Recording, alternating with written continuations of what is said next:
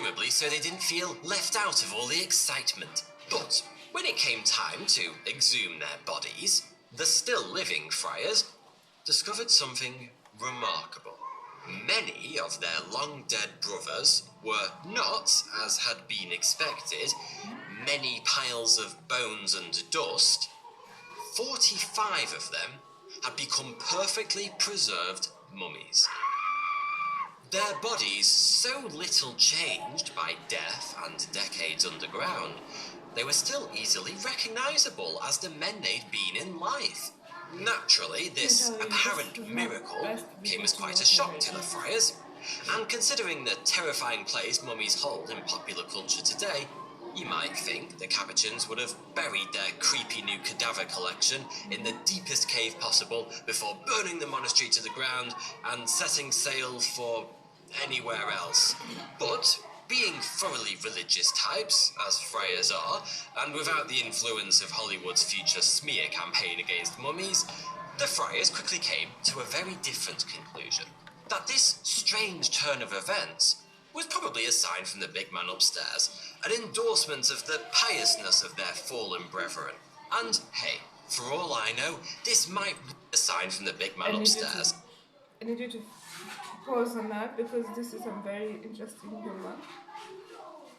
Like he says that this is a sign from the guy above, and then the caption is okay. I'm gonna try and look in the video, but I can't promise. I'm still learning editing, so it's a figurine of Jesus, and he says, "You guys are smashing it. Here, have a mummy." An endorsement of the piousness of their fallen brethren. And hey, for all I know, this might really have been a straightforward case of divine mummification. Then again, it's probably a bit more likely to be the excellent ventilation in the catacombs, combined with the extremely dry atmosphere created by the absorbent properties of the surrounding tuff, which had something to do with it. But I guess you never know. Tuff is essentially volcanic ash that's turned to stone over time through a process known as lithification. But our Capuchin friars weren't up to much when it came to geology, so they stuck to the divine intervention hypothesis. The only question was, what were they going to do with all the mummies? Any ideas? Well, if you guessed, arrange them in a variety of different poses all over the catacombs, like creepy as hell statues made out of genuine humans, then I'm impressed. You got it in one. Now, as I'm sure you're aware, spontaneous acts of mummification are notoriously difficult to keep quiet. And soon enough, word got around that burial in the Capuchin catacombs was a surefire way not only to get into God's good books, but to quite literally save your own skin in the process. And so, before long, a trickle of requests started to come in for the chance to be preserved in the catacombs.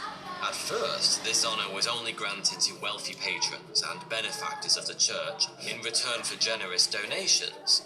But eventually, admission was opened up to the general public, meaning anyone and everyone could opt to be mummified upon their untimely demise. And thousands of people did exactly that. Most underwent the same natural mummification process as the original 45 friars, only with a little more preparation up front. That included the removal of the internal organs, which were replaced with bay leaves and straw to aid with drying and stave off the smell, and a year spent sealed up in a room known as the collatio. Here, the corpses would be placed on terracotta channels to allow the various disgusting fluids we were all full of to slowly drain away as the body desiccated. In times of epidemic, the mummies in waiting were also dusted down with arsenic as a disinfectant. Which sounds pretty dangerous, but not even the strongest poison can kill a corpse. Becoming totally impervious to all known poisons is one of the more underrated benefits of dying, if you ask me. On top of this simple preparation, the richest amongst those buried in the catacombs could opt for the premium mummification package. My marketing terminology, not theirs, which included the injection of various chemicals into the body to aid in preservation, though this service was only granted to a very small percentage of the catacombs' residents. Once fully mummified, the bodies would be dressed in their Sunday best, and space would be found for them in a niche along the catacomb walls, where they would remain so long as the family continued paying their fees. The mummies would be visited in much the same way we visit graves today. But instead of flowers and candles, relatives would bring new outfits for their dearly departed to wear. Which does sound a bit creepy, granted.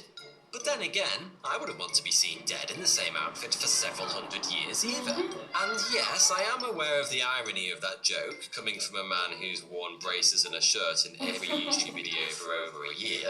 The Capuchin catacombs accepted Sicily's dead for some 300 years, during which time it's thought more than 8,000 people were buried there, 1,200 of whom were given the full mummy treatment. Most of them still stand in their silent vigil beneath the earth to this day.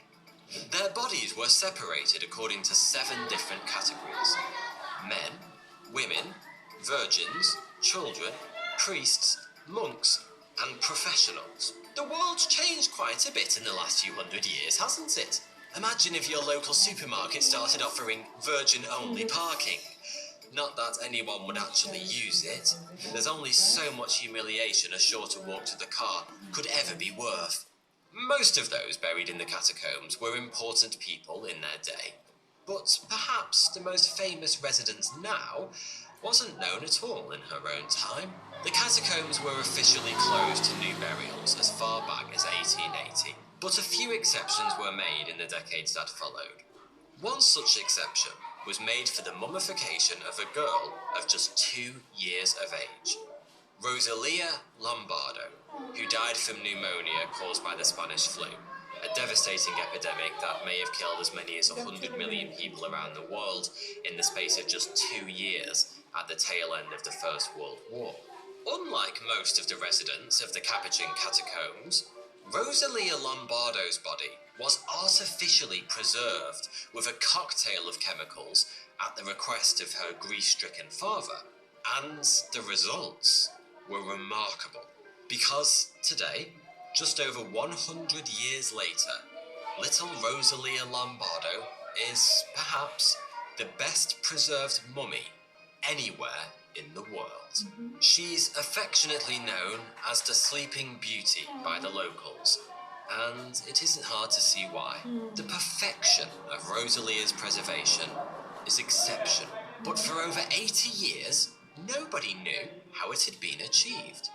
That changed in 2007, when a handwritten note by Alfredo Salafia, the acclaimed embalmer who had preserved the body, was discovered by the curator of the catacombs. Salafia had himself been dead almost 75 years when the note was discovered, but in it he'd recorded the exact formula used in the embalming process, which included formalin, zinc salts, alcohol, salicylic acid, and glycerin, as well as her pristine condition. Rosalia Lombardo is famous for another reason. Rumour has it she blinks several times a day, revealing perfectly preserved blue eyes. There are many theories as to why this happens. Some say her eyelids move a fraction of an inch depending on the temperature in the crypt, and others predictably assign some paranormal significance to the phenomenon. But the curator of the catacombs believes the whole thing is simply an optical illusion, caused by the changing angles of sunlight throughout the day. It's no longer possible to be buried in the Capuchin catacombs, but plenty of fresh bodies arrive there every day all the same. Admittedly, they are all still breathing, hopefully, and most prefer to be called tourists rather than bodies. But that's just political correctness gone mad, if you ask me. It's a bit of a strange place to visit purely for recreational purposes, but it is certainly unique, and it offers an unprecedented insight into Sicilian life, and, more importantly, death throughout the centuries. So much so that scientists are taking interest in what is a valuable cultural and scientific window into the past. Thanks to their mostly natural preservation, the bodies still exist in varied states of decay. Some are little more than skeletons, whilst others appear remarkably lifelike, complete with leathery skin and tufts of hair. But overall, the mummies are a hardy bunch, having survived not only the ravages of time, but also mold, bacterial infestation, fire, flood damage, and bombardment during World War II. And creepy as they may be, let's hope they stick around a little while longer yet. Thanks for watching. You can get your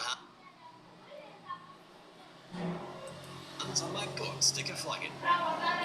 So thanks for watching and winked at me. Oh my god, I feel special. I feel special. Oh, finally he winked at me. Anyways, that was very interesting. I did enjoy.